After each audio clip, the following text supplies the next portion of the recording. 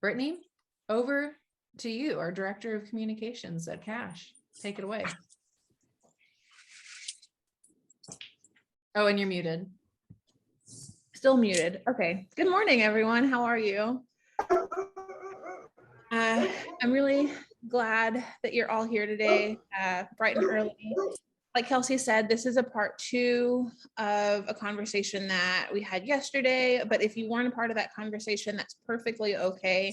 I'm going to try to do my best to give everyone some practical stuff that they can walk away with, thinking about things that resources that people can use into the future, just to make sure that you have what you need to be successful in whatever way you have determined, in whatever manner success looks like for you.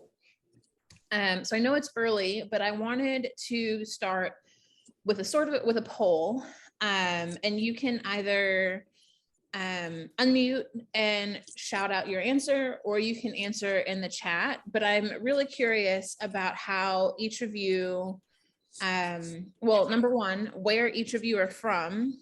If you're representing an organization, if you're an artist, and then how you currently go about sharing the work that your organization is doing. Are you predominantly using social media? Are you relying heavily on emails or newsletters? Are you doing word of mouth more than anything else?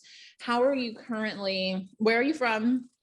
And how are you currently engaging with your audience, through what mediums? So again, feel free to either drop it in the chat or raise your hand, I suppose.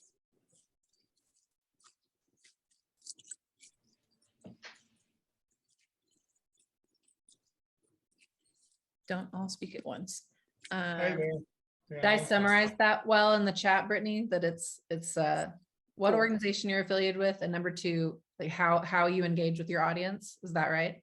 Yep. Like what mediums you use? Great. Okay, I interrupted you, Fitz. Go for it. Hey. Oh, okay. So yeah, I don't know. As far as organization, I'm a local artist in Fayetteville, a visual storyteller, and I recently put out just now it dropped. It's a 240-page nonfiction graphic novel. So it's actually, I guess you'd call it a graphic nonfiction, but it's about the Crescent Hotel in Eureka Springs when it was the Baker Hospital, and it's fully painted by myself, and I did all the research. So it really is this story that speaks to today, like our times today, because it's about demagoguery in the late 1930s in the Upland South. And anyway, that actually landed me the Artist 360 just last October. And so that was wonderful. And anyway, I'm getting the word out right now, and I've just been doing a lot of talks. I've been getting, going to libraries, doing shows, and to me, it's like all the social media stuff is more sort of in the periphery. Like I kind of do that on the side. I mean, I do it, but I don't know. I think it's a very powerful resource, but it can be a bit passive. And I just find that when I go out and I actually meet people and talk to people, and now that I actually have physical books that I'm sending out, like this is my book in the slipcase, and it's like, yeah, it's fully painted, like 240-page nonfiction graphic novel. That's a little poster people get. So, and anyway, thank you for sharing that. Yeah, so it's crazy. Physical collateral. That's awesome. That's amazing. Yeah, I mean, yeah, for sure. And I did a Kickstarter too, and that was really helpful because I was able to get out and get the word out. So anyway, amazing. Thank you, Sean. That's amazing. Thank you. Thank you. So another sort of question to get everyone kind of warmed up, and this one you can just answer in the chat. Do you know who your audience is? Do you feel like when you're putting out your newsletters, when you're on social media, when you're doing your like your billboards, your digital ads, do you know truly who your audience is? And do you feel like you are okay with who they are? And you can just yes or no. Okay. Jeffrey says yes. Awesome. Brittany, do you mean like, do you wish that you could expand? No, your- just your simply audience? like your current audience. Do you feel like you have, let's say you have 1,500 followers on Instagram. Do you really feel like you know who those 1,500 people are? Got Or it. if you're sending your newsletter out to 5,000 people, do you feel like you know who's getting it? And that can just be a yes or no in the chat. Yes, we know them. They vary by channel. Okay. Yes. Some of them, but not all, especially on social. Yes, but would like to expand. Okay. Okay. I'm learning who my audience is. Okay. Okay. That's awesome. Oh, there's a lot of yes answers in the chat. Would love yes and would love to expand in the chat, which is fantastic. Today I want to make sure that we talk a little bit about two major kind of ideas. One is really honing in on your audience and leaning on them heavily, because we know that they will help, especially an audience that's super engaged and bought in and really like in line with what you do and what you have to offer, will help you expand your reach in a way that you simply cannot do based on your time commitment, based on other priorities, based on, just there's only so many hours in the day. You're leaning heavily on your audience and giving them the tools to go forward with that is one thing that I would like to spend a little time on. And then another is this idea of reaching new people. A lot of you mentioned that you would like to expand. Judith says that she's learning to build a structure for the Latinx community to better.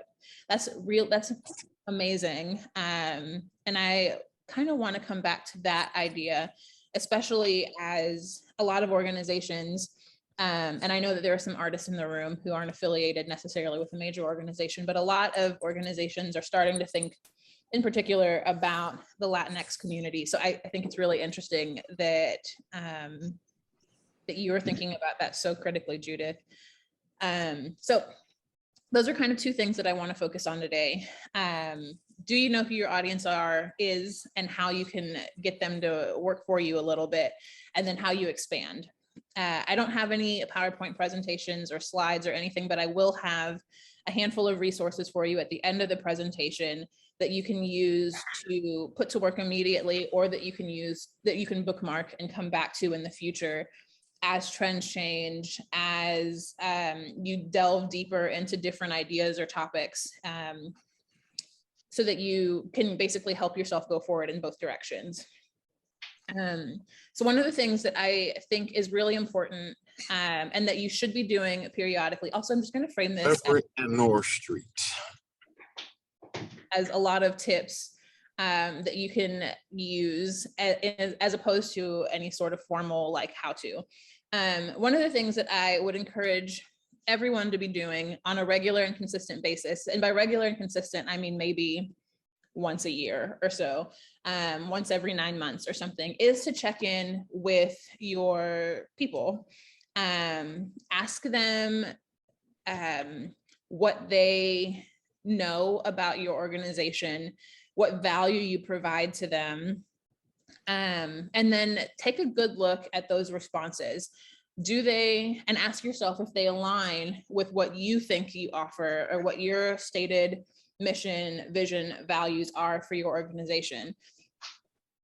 If you are keeping track of what people know and understand about you, I think that's the best way.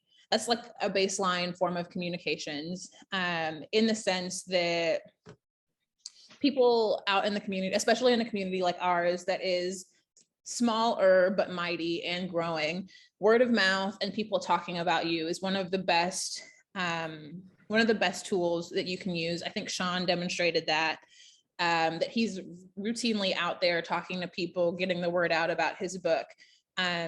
people are going to be talking about you, hopefully, and we want to make sure that that they are saying organically what you want them to be saying. Surveying is a really simple way to do this. And again, that data resource sheet has some information about how to look at data and how to use data appropriately, because depending on the question that you're answering, data can be manipulated. So that resource sheet has a lot of information about how to engage with data in a humane, appropriate way, but just checking in with your audience and making sure that even if they are engaged and they are opening your newsletters, clicking on links, commenting on your social media, on your Instagram posts, etc., that they really are understanding what it is that you're trying to say in the way that you want them to say it. I think a really great way to do this is surveying, especially either online or at events, and especially because there's so many events happening right now because it's the middle of summer and most days the weather is decent to be outside, although this past week has been brutal for a lot of people. Talking to people on site is fantastic. An easy way to take a pulse on what people understand you to be doing to offer to the community, and even take a step further, what you could be doing or what you're not doing that you should be doing, and then that's up to you to decide if it fits within your mission and your vision. Your mission is what I just said. Does anyone do that already? And again, you can just drop in the chat if this is something that you actively are doing with your audience. And can I piggyback? I'm also curious to know if this is something, since this is, definitely for small organizations, I'm curious to know, is this something that you are doing intentionally, that like your board knows that you do a regular check-in with your audience? Like, is this something intentional or is this something haphazard? So feel free to speak up or put your answer in the chat. Jeffrey says yes, actively, and it helps tremendously. Okay. For us, we're not active. It's mostly anecdotal, but this has given me ideas that we should move ahead with something intentional. Okay. And something like a MailChimp, or not a MailChimp, a SurveyMonkey will give you a template if you need one, or give you some questions to get the juices flowing. But definitely. Stacey, we're not checking in. Love the idea. Awesome. I'm glad. I want this to be helpful for you guys. Can I brag on Stacey though a little bit, because even if it's not regular, so Stacey's with Main Street Siloam Springs. I don't have any biased feelings of love toward Main Street Siloam Springs. Yeah, I do. There, when Main Street was doing a strategic plan, it did do a lot of audience engagement. Stacey, do you remember when we had that word cloud and there was like, we had a big survey that went out to the whole community? What do you think about downtown? Like, what's your perception of downtown? But it wasn't about Main Street as an organization. So that's just got my juices flowing, thinking about the kinds of surveys you can do. Because like Graham, I'm thinking about it could also be a survey, not just about NWA Jazz Society, but also what do people think about jazz, and just like also figuring out who your audience is and what their perception of the value that you're bringing is. So yeah, I hope that's getting some juices flowing for other folks. Yep, Stacey, awesome. Amazing. Thank you guys. Jeffrey, I've been tremendously nonstop. Yep, amazing. So once you have an idea of who's here, what they understand and what they're looking for, that will, and whether you need to shift or whether you're right on track, that obviously leads to a question of, okay, well, what do we do now? And I think that for a lot of people, the immediate answer is, well, we need to develop content, we need to develop language, we need to put stuff out here and here and here, which is obviously a major part of communications, right? And I think you can let me know in the chat if you want to focus on other forms, other mediums of communication, but I had planned to spend a little bit of time talking about social media and about developing that language and that content. We can also talk about emails or blogs or whatever it might be, and you can drop that in the chat if that's something you're curious about, and I'll make sure to loop back around to it. But I wanted to spend a little bit of time talking about messaging and messaging frameworks, which is something that I think if you've been in a session with me before, if you were in the session on Monday morning, you probably heard about. I love a messaging framework because it gives you, it's a tool or an exercise that really forces you to hone in on what it is specifically that you're doing and then prove it. So if you say that your organization, or that even you as an artist offer, let's say, community resources for the community to grow and thrive, like what have you done to back that up? How are you backing that up? And a messaging framework will force you into spelling it out and making it specific. And then you can go from there and use those as proof points for your message. We all are trying to create content that helps people understand what we're doing and brings them in. And I think once you've gotten this messaging framework down, you can create, let's say you need to create a newsletter, or you want to create a report for your board, or you need content for social media. All of this stems from your messaging framework. And once you've got that really succinct and intact, and even, I won't even say succinct, because you can free form write as long as you'd like, but you take from that and you pull out pieces to fit the medium or to fit the parameters that you have. So my next sort of big point is that your language has to fit the medium being used, but you need to wait until you've gotten this major messaging, everyone on board, and then you can parse down. Some people might call that code switching, which for me is, I'll be honest, a little bit of a triggering word. I don't like using that phrase. I like to think of it, especially in this particular context, I like to think of it more as meeting your audience where they are. For example, you wouldn't use industry jargon with someone you meet on the street. Like if you're an artist, you wouldn't tell them about, I don't know, you might not talk to someone in the community about the history of printmaking from the 1800s all the way to today. You might just say, like, I'm inspired by X, Y, and Z, and this is how it comes out in my work now. It's the same concept with creating messaging for your organization. You want to meet your audience where they are. I think if you aren't already doing this, most people will suggest writing to a middle school grade level.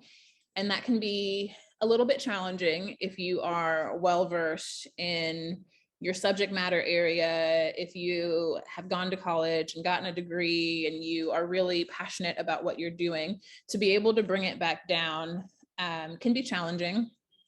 I will, an example that I kind of thought of to share with you guys today is when I worked at Crystal Bridges, I worked in interpretation.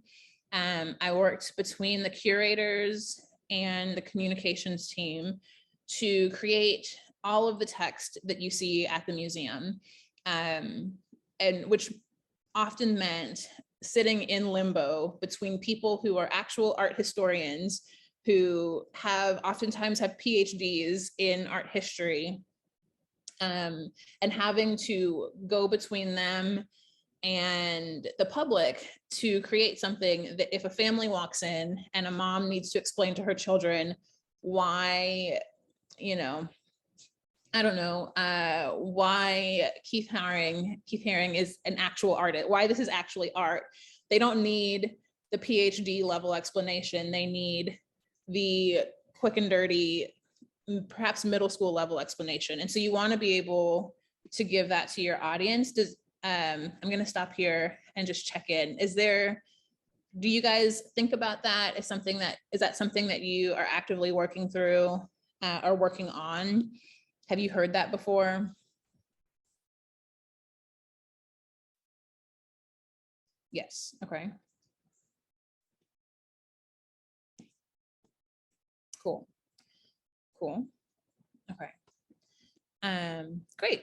Another couple things that you should think about that will make your life easier.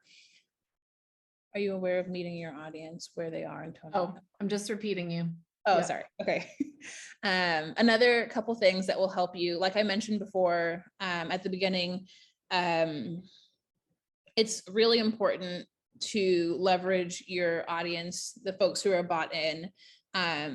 When you're creating content, the trend now really is to center the people, center the experience that they're having, center them as opposed to centering any one sort of facet of your building or your I don't know, your revenue goals or whatever it might be. If you are going through, for example, a building expansion, you want to talk to people about how they're going to use the building as opposed to the fact that you put in all of this LEED certified equipment or whatever. Does that make sense? So centering your audience. And then another really big thing that can help you is evergreen content. I'm not sure if people know what this means, but you want to be creating content as much as possible that you can use routinely. So when you think about your program marketing, when you think about your year in review, whatever it might be, you want to be pulling from content that has a long shelf life. So Graham, yes, I think that's really important. If you want to meet your audience where they are with messaging, it's best to survey them first, right? Exactly. That's why I started there. So you can know what messages if you know your audience, then you know what message you need to put out there or what work you need to be doing to go further. I think that in terms of an example of evergreen content, one thing I'm going to pull from Crystal Bridges again. This is hard. This is still a challenge for me. I don't work there anymore. Around 2018, there was a massive sort of push to include Spanish speakers in the general audience at the museum. Translations began rolling out. And there was just a higher awareness of the fact that this community is comprised of a lot of people who speak Spanish, and that they might need some additional help going through our galleries. One of the things that was kind of developed in tandem was this general awareness, welcome to the museum commercial that ran, and I believe it's actually still running on Univision, that basically says, like, welcome to Crystal Bridges. Our admission is always free for our permanent collection. We've got 5 miles of trails that you can walk on from sunrise to sunset. There's art on those trails. This is a family-centered place. You can come and bring your children. There's lots of things for them to do. And that video or that commercial, probably it took a long time to develop. It took a long time to figure out, should we talk about programs that we've got coming up, because we have a lot of we have a lot, when we talk about like this being a family-centered place, we've got so many programs that we can pull from to prove that, going back to those proof points. But at the end, it was decided, let's keep this as something that has a long shelf life so that we don't have to return to the drawing board, so that people can share it over and over and over again without it feeling stale. This is something that is can be used in a myriad of places. We would call it COPE, create once, publish everywhere. I'm not sure if that's a strategy that you guys are aware of, but it worked for us, and it continues to work for me in my new job with Cash. Is you create something that you can then flip, and you can put that on YouTube, you can put that on social media, you can put that in your newsletter, you can kind of publish it everywhere, and the return for your investment is really high. So I would encourage everyone to think about what that might look like for yourself as an artist, or for your organization, and how you can, I guess, I hate this phrase, but work smarter and not harder in that manner. User generated content is another really valuable tool. So this essentially just means giving your audience the opportunity to share their in-person experiences easily, and then interacting with them, encouraging them to do that, asking them, hey, can I share this? This is beautiful. Would you mind sending me these images? Would you mind sending me this link? I would love to share this with the rest of our audience broadly. People love that. People feel really special. I would encourage you, then this is something that it tends to be lower on my list of priorities, and sometimes I drop the ball, but encouraging people to comment, to share, to like, and then following up with them by doing the same. Graham has a question. Testimonial collection. What do you mean by that? We get, when we hear enthusiastic response from concerts, we ask if they would be willing to put something in writing, and then we use it on our website or in promotional materials to talk about upcoming, because a lot of this is cyclical. So we'll do the same thing next year. Mm-hmm. I'll give you an example. So a parent who's seen their child go through the Jazz All-Star program can say, the best experience my son's ever had. I highly recommend it, that type of thing. Yeah, that's great. If they're willing to share that, I think that's perfect. Especially, go ahead. Thalia Madewell, who's now part of our team, she used to work as interim director at the Northwest Arkansas Ballet Theater. And something that I thought was so smart that she used to do is that when they, especially when pandemic was in full force and they did a lot of virtual performances, she would save social media comments, like live comments as the performance is going. And she had a document of people's reactions and so that she could use them as testimonials. So she sent me an email. My daughter and I watched one of their performances, and I made a comment in the Facebook Live, and she followed up with me and said, can I use this in our press release for this? And I was just so impressed with it's that audience generated content. It's already there. It was just taking the organization, making the intentional time and being organized enough to collect that and take hold of it. I just thought that was brilliant. So Graham, that's your testimonial. That method reminded me of that. There's a question from Chelsea. What do you believe has more impact on social media? Sharing Google reviews as a social media post, or sharing stories, highlights? I think stories and highlights. Google reviews, and this is very much an I statement, and not an assumption of the collective society. I think that Google reviews are fantastic. I think that they're important. I think that people tend to be a little bit skeptical of them sometimes.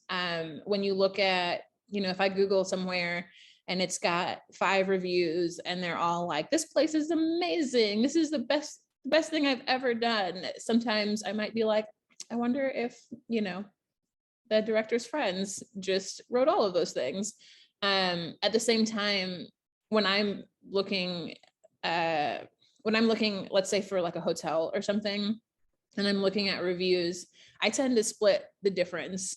So I'll look at the 1-star reviews and determine if the really, really bad reviews are things that I actually care about. If someone says, I hate this hotel, they didn't give me enough towels, then I might say, okay, I don't care about that. That's fine. And the 5-star reviews, kind of the same thing, like who wrote these? So I tend to really hone in on the like mid-range, the 3s and the 4s as proof of the type of experience that I'm going to have at any given point in time. I don't know if other people do that, how other people interact with reviews, but I definitely think that for that reason, sharing, especially if you're sharing someone else's post, it is proof, point blank, that someone is having a great time.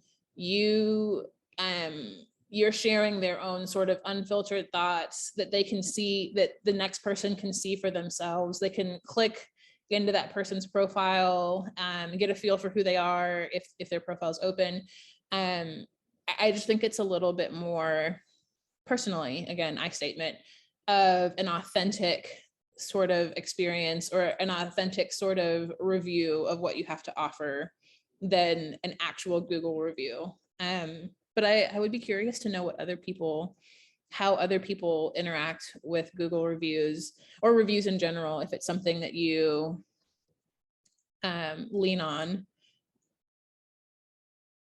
Paul says he always does the background check on reviews before publishing them. That's smart too. That's a really good, yep. Paul, how do you do that? Well, if it's a Google review, I'll go and look at their other reviews and see where they've been and how they generally review things. Sometimes a 4-star is all anybody will ever give, and that is their top. Some people just don't feel comfortable saying, well, I'm waiting for that one really exceptional thing, and I'm going to give them a 5-star for that. And I always look at anything that's on social, Facebook, Instagram, always go back and look at their profile and just see, what are some of the photos are on it? What are some of their other posts? And that way you can kind of weed out, who's legit and who's suspect that way. And, if there's any question, I'm come from a PR background. So if there's any question, this is going to be, the intent of posting the review is going to end up in a PR situation, then it's like, no, we're not doing that one. Because as soon as you publish it, it's everywhere. You are vetting their credibility to review. Exactly. Your and you organization don't start a or conversation you don't want to continue. So I'm always a little skeptical. I agree with Brittany on having a healthy dose of skepticism when it comes to anything that anyone is posting publicly. Hey, Brittany, before we go on, I had a DM chat question. Earlier, you referenced our day 1 session on Monday about the importance of that messaging framework. The question was just, can you give a brief recap of what a messaging framework is? Sure. I think just since you were saying that messaging framework is such a great anchor point as you consider all your best practices for communications. I can definitely do that. So a messaging framework is usually composed of a couple of different items. You have a positioning statement, which explains, and we can make this available as a resource. Don't feel like you need to furiously scribble down notes. A positioning statement explains what makes you unique. How do you differentiate yourself from the other artists in the area, the other arts organizations, the other music discovery engines. How is, let's say, George's different than JJ's Live, which is different than Rail Yard? What makes you unique? The positioning statement is followed by a definition of your target audience. Who do you want to be reaching? Who do you feel like is really critical to your success? Following the target audience, and this can be a lot of different people, right? It doesn't have to be we are targeting women between the ages of 30 and 35 or whatever. It could be that we want music lovers between Bella Vista and Fayetteville, but also we want people who are into astrology, or I'm just making things up, but it can be a lot of different things. So then after you've got those two things, you've got your primary message. This is more or less an elevator pitch that gets your main messages across, the main points of your brand across. Technically, this can be a bit longer if you'd like it to be, but you really want it to be, if you were thinking about saying this to someone, you can think of it as an elevator pitch. What can you get across to someone in a very concise manner if you were with them on the elevator? Followed by your primary message, you'll have three, but you can potentially have more, but I would stick with three message pillars. Your message pillars are the items or the messages that further back up your primary message. So if your primary message is that you as an arts organization support, let's say, Black Southern music as an example, your message pillar, one of them might be that your calendar of events upcoming is full of musicians from Texas, I don't know, to Florida, like you have a range. Your next one might be that you have that the musicians who are coming to play are playing a range of styles from blues to jazz to hip hop to funk, and so on and so forth. These just support the major message, the main primary message. And then for each message pillar, you'll have a series of proof points. So these are the things that back up literal proof of what you're doing. So if you're, again, going back to this example, if your message is that you support Black Southern music, a proof point would be your calendar, right? You can point out specific musicians. You could pull every musician on your upcoming calendar and say, so-and-so is from Memphis, Tennessee. This person's from New Orleans. This person is from Virginia, wherever it might be, right? You can point out very specific examples that back up your statement. So you've got, all in all, you've got your positioning statement, what makes you unique, your target audience, the primary message, and then the proof of that primary message. Once you've got all of those things working, you can, of course, scale up or scale down depending on the medium in question. But no matter what medium, you have a very you have your message that you're going to use across all of your campaigns, across your social media. When you talk to the press, if you are developing talking points for folks to talk to the press, you can point them to this messaging framework and say, here, A, B, and C are what we need to be saying to the press. If you're having meetings with your internal team and you're saying like, we've got this series of concerts coming up. If you're working at the ticket office and people come up to you and ask questions about what's going on here, you can pull back from this document and point out the things that everyone needs to be saying. So it helps the public understand in one sort of unified voice, but it also can really help with internal teams to ensure that everyone is on the same page about what's happening, what we're doing, and why. And not just why, but how we're backing it up. Does anyone have questions about that? And I know for if you're an artist on the call, oftentimes, you know, especially if you're not gallery represented, you might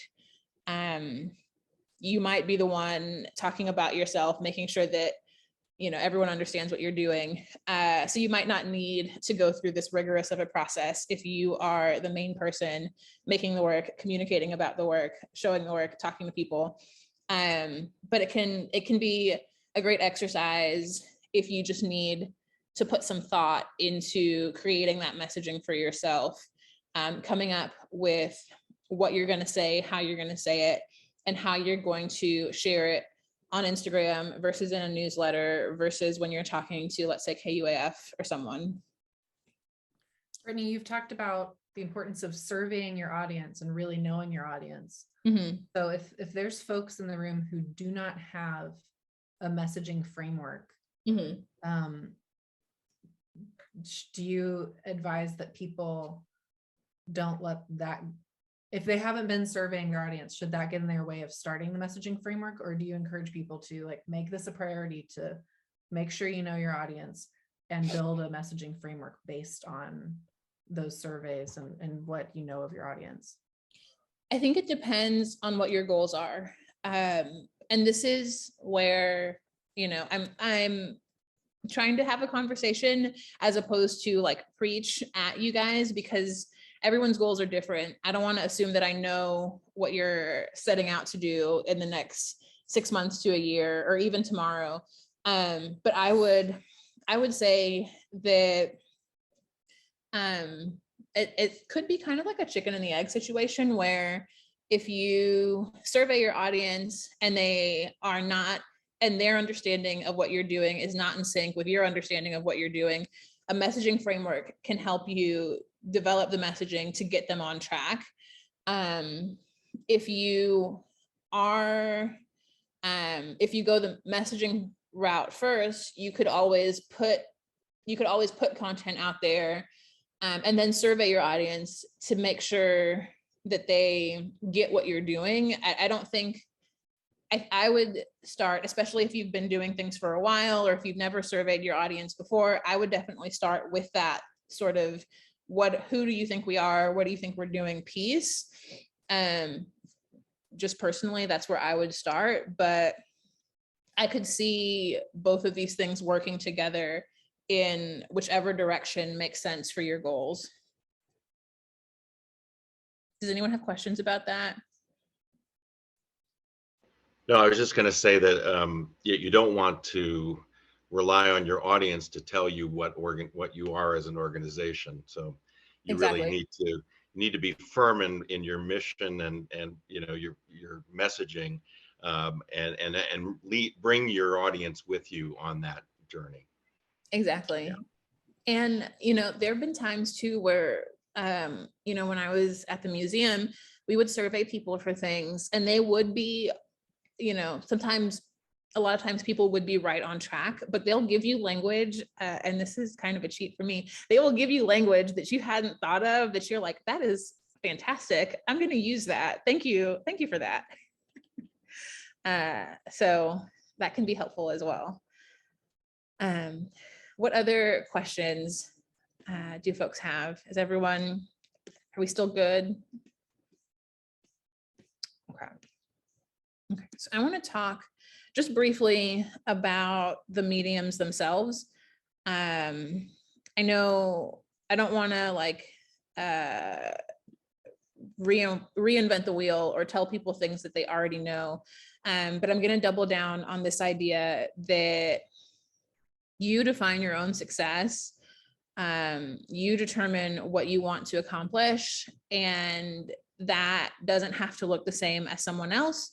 Yesterday and Monday, a lot of the sessions a lot of questions came up about social media. So again, I'm going to focus on social media, but if you have questions about other mediums, you're more than welcome to shout those out, and I will make sure that we talk about them. But I think there are three sort of major buckets for success on social media. One is sort of general awareness.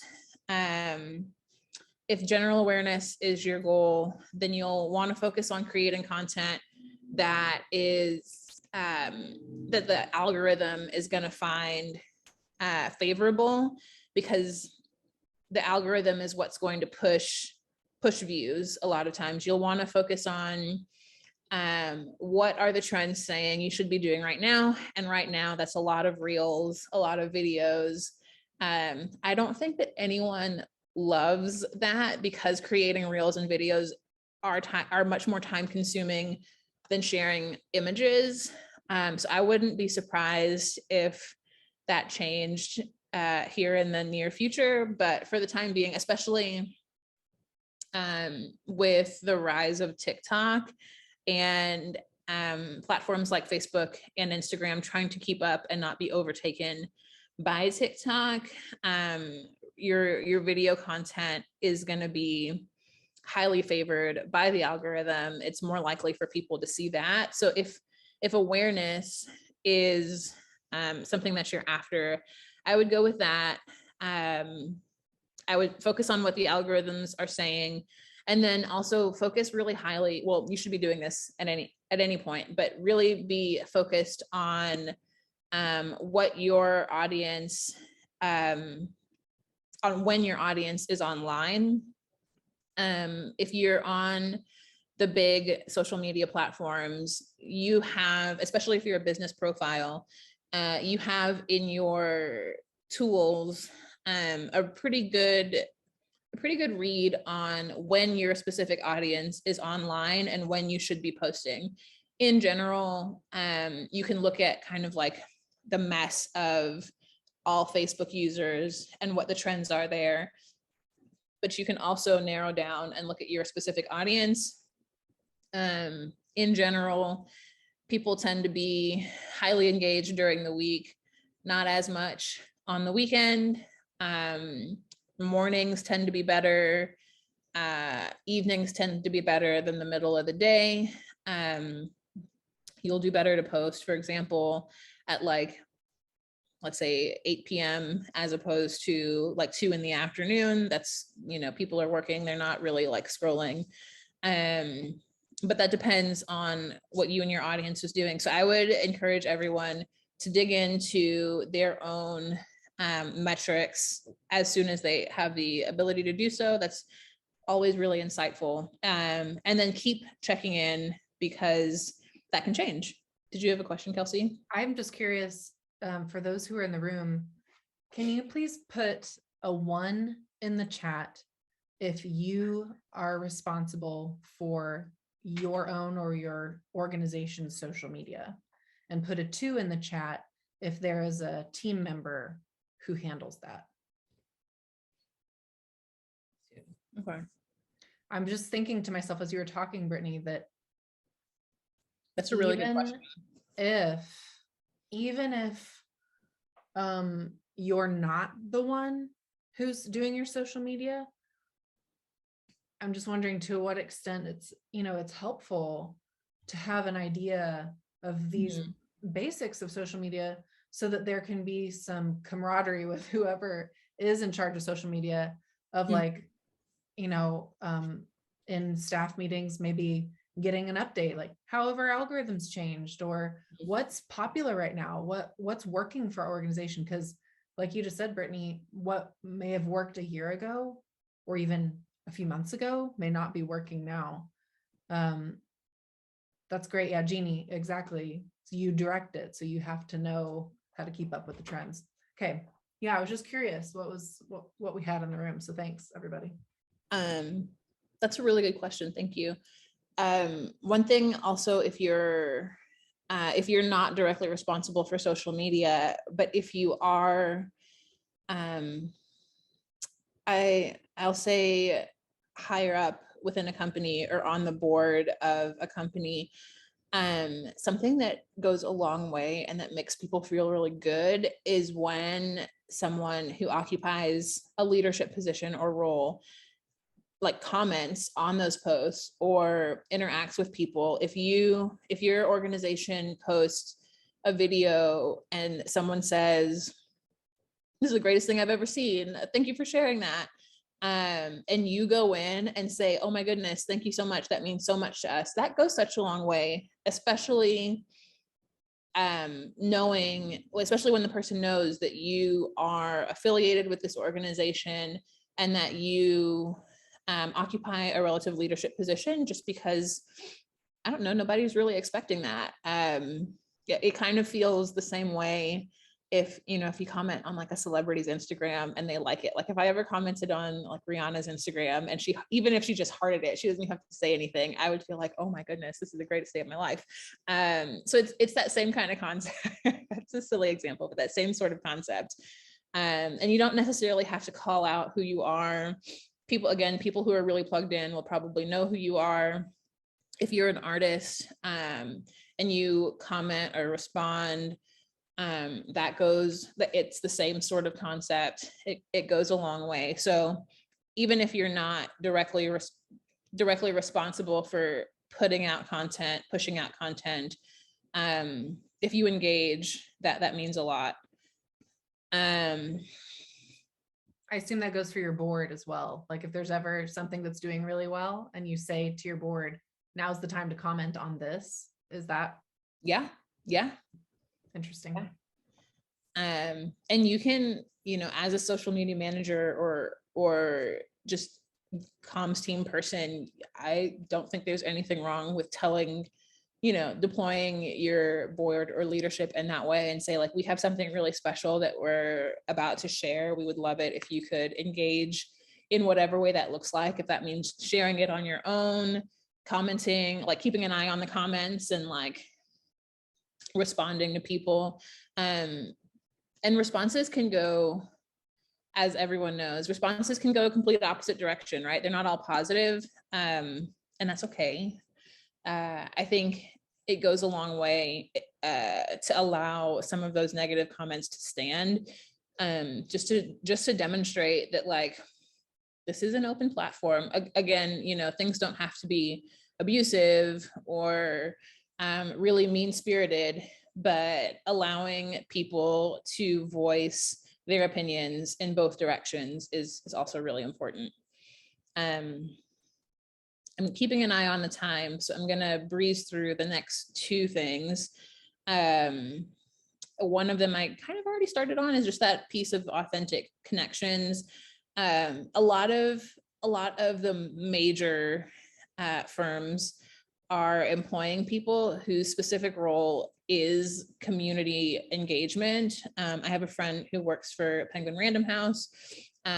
She runs social media, and on her team is someone whose sole job is this idea of community management, which means that they are looking at content, at comments, they are looking at messages on Instagram and specifically responding to those and keeping that flow of communications going. That can be really hard, especially if you're a small team or a team of one, especially if someone comments at like 11 p.m. and you're like, this is not the frame of mind that I'm in. But it does go a long way in establishing that sort of buy-in, those authentic connections with your followers. And if that's something that you are really looking to hone in on, if you have 2,000 followers or 5,000 followers, let's say, but none of them show up to your events or anything, that might be something that might be a way to foster connection with folks and really bring people into the fold. I want to talk briefly about results. Well, before I go on, does anyone have thoughts on that? I kind of went through it really quickly. I don't see any questions in the chat. Great. So if anybody has anything, shout it out. Okay. I'm aware of time, so I'm going to go through this probably really fast. The other day, someone asked how to tell if engagement on social media is having a tangible or hasn't tangible results in terms of ticket sales, audience retention, people coming to their events, whatever it might be. And I want to make sure that everyone is aware that there are a number of formulas that you can use to judge your return on investment. There's a lot of what I'm going to call like basic math that you can do to judge whether or not you're having the effect that you want online. Part of the reason that I started with you defining your own success is because you can't do it all, at least not all at the same time. So if you really hone in on what it is that you want to do, you can use a lot of online tools to calculate whether or not that's working for you. An easy way to do this is to use UTM parameters. Does anyone know what those are? If you know what those are, maybe just drop a yes in the chat or a Y, or if you've ever heard of a UTM parameter.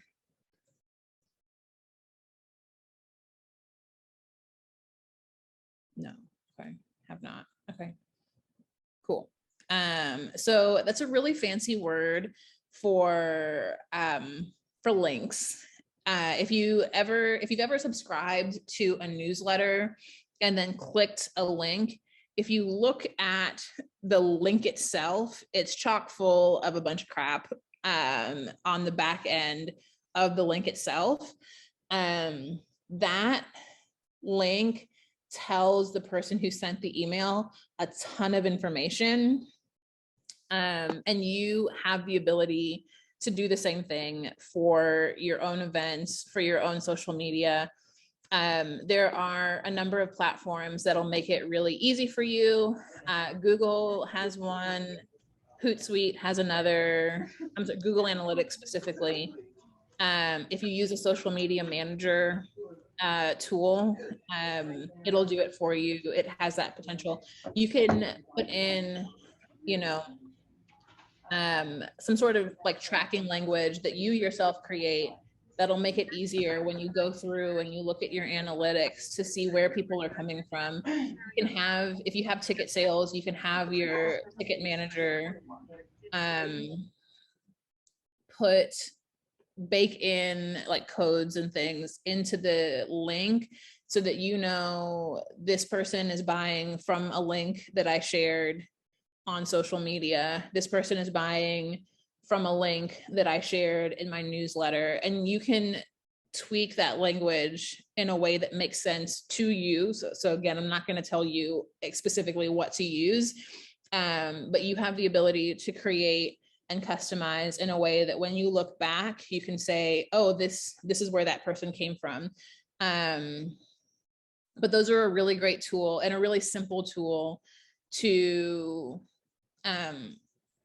track where people are coming from and how they're engaging with your content. I would always say that even if you're not selling tickets or something, it's really good to drive people back to your website, back to a blog, just so that they are in the habit of clicking through and it's not just like a passing scroll and the like. There's always something that people can discover. Does anyone have questions about that? Okay. And I just want a reminder, is this something that's in your resources page on the last page, the last slide, or is this something that, because if so many people didn't know what UTM parameters are, I'm still like, wow, if I was a nonprofit leader, like a one-person team, how do I do this? You said Hootsuite is a good source.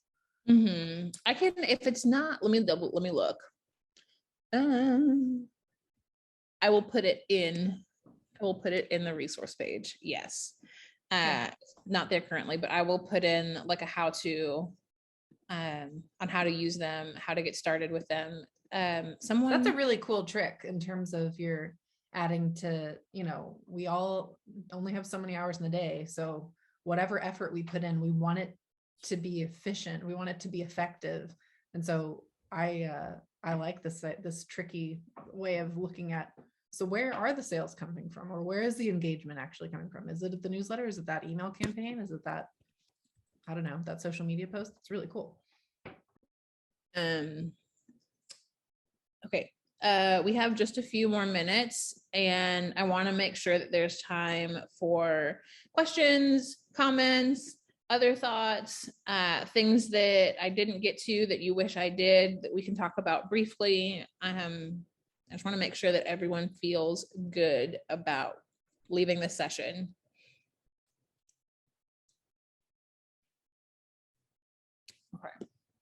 Okay. Then I will share briefly this list of resources. And again, you will get it in your, on our website afterwards. Okay. So a couple things that you can start using immediately. Headline Analyzer will judge your headlines for you. A lot of things that a lot of what builds connection is, of course, like emotion and creating buy-in for people. Headline Analyzer will help you in that way, give you some suggestions.